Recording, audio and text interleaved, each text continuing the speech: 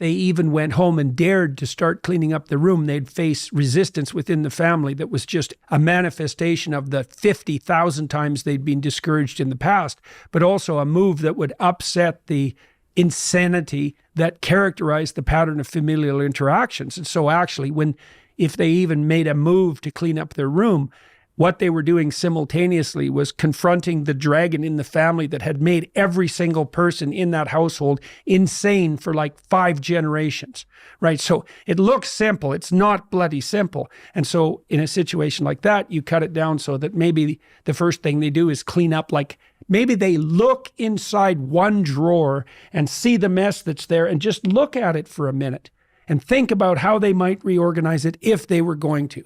When people are very down and out and they decide to make a move forward, in some ways they're facing the whole panoply of problems that confront them in the guise of that single problem, right? It's all lurking behind it, right? It's like, they see the tip of a reptile's tail outside a gigantic closet, let's say, and they look and they think, well, that's just the tip of a tail.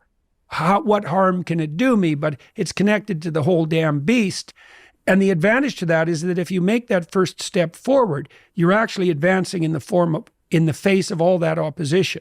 The disadvantage is that the first task seems so small that you literally have to be on your knees to be humble enough to lower yourself to take that first step. God, is that all I can do? I'm so useless. You might even be more useless than that because you might fail at it. If you're really, really happy about, you're really pleased with, or you could be if you wanted to focus on it, and why are you happy with that part of your life right now? Even if you're not happy with everything, what's the area you're happy with and why? Put me on hold right now, or if you're not going to do that, just think for a moment. Why? Specifically, be real. Why? Now, when I ask this, if you turn me back on now, if I ask this of an audience, I'll have people write this down for a few minutes and I'll call on people and I'll say, share with the person next to you first. What are you happy about and why are you happy in that area? And be specific.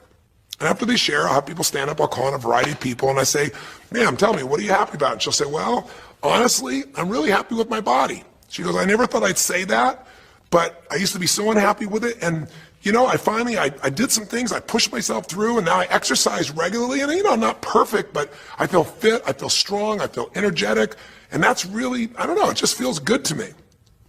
Now, I say to everybody, I'm now going to show you what the formula for happiness is, and it's real simple. I want to reveal it to you so you don't ever forget it. 3 things to create a breakthrough in anything, in your personal life, in your business, anywhere. You need a strategy, but that's not the first place you should look, and it's the first place all of us look. Or you could create them, but the problem is you got a story, and your story is why it isn't working. And the story is, I've tried what?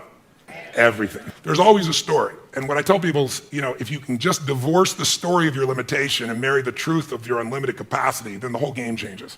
But it's hard to do that because when you're in your story, you don't even realize it. So you need a third piece for breakthrough, and that's really what my life's about, which is changing people's states. Because in a different state, we're different people. Can mean people be nice? Yes or no? Of course they are, when they're in a nice state. Can nice people be mean? Sure, they get a mean state. So really learning to train yourself to be in an ideal state where the best of you comes out for yourself, for your family, for your mission, for your world, for your coworkers. To me, that's one of the most important decisions in life to make. I have no self-esteem. I hate that word. It's so overused and abused.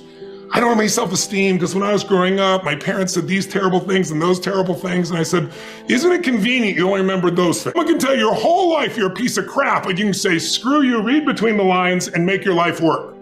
Someone tell you your whole life you're beautiful, you're intelligent, you're the smartest person in the world, and you don't believe it. Because self-esteem doesn't come from what people say about you. Self-esteem is earned within yourself. It's esteem for yourself, which only comes by doing things that are incredibly difficult, and then your brain goes, this is who I am.